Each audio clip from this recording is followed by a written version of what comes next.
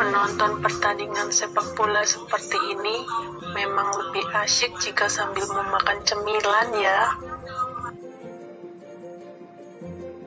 Benar sekali, tetapi kenapa di sini ada nata de coco?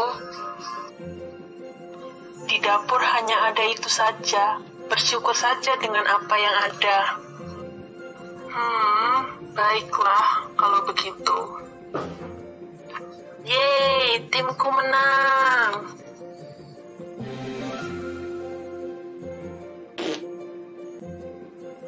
Ya ampun, makananku sampai jatuh kan? Aku akan memakannya sebelum 5 detik.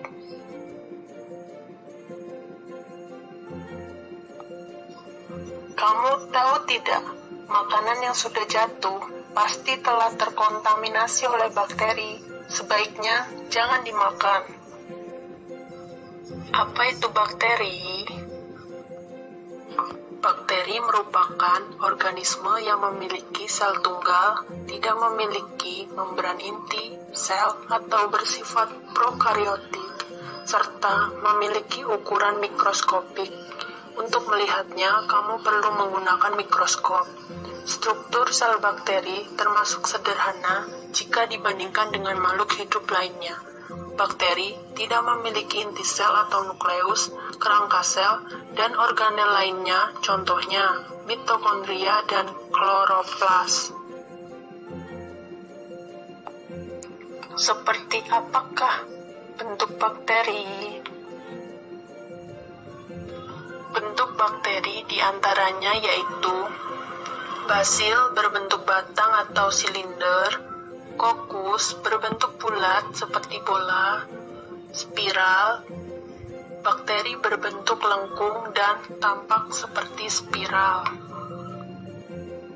Apa sajakah ciri-ciri bakteri?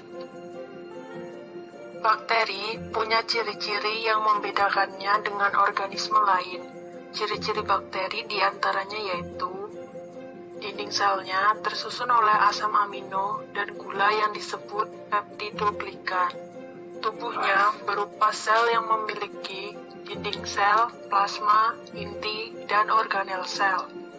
Berdiameter 0,5 sampai 5 mikrometer, tidak berklorofil, dapat hidup di mana-mana atau kosmopolit, dapat dikulturkan. Jika lingkungannya buruk, dapat membentuk endospora. Adakah peran bakteri dalam kehidupan?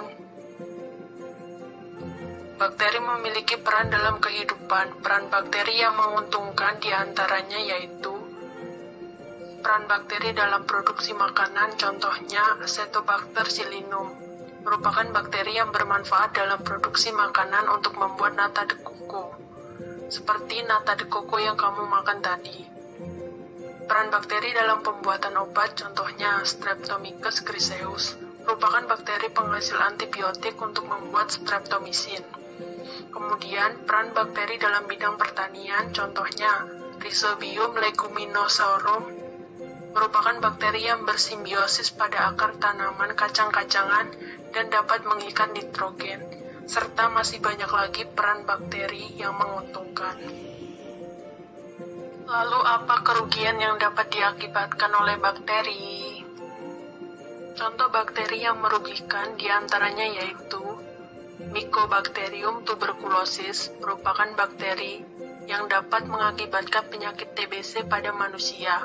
Clostridium botulinum, merupakan bakteri yang dapat menghasilkan zat racun yang menyerang saraf pusat, menyebabkan gangguan pernapasan, kelumpuhan, hingga kematian. Chromobacterium merupakan bakteri pembusukan makanan, penyebab busuknya daging dan ikan. Bagaimana? Sudah paham?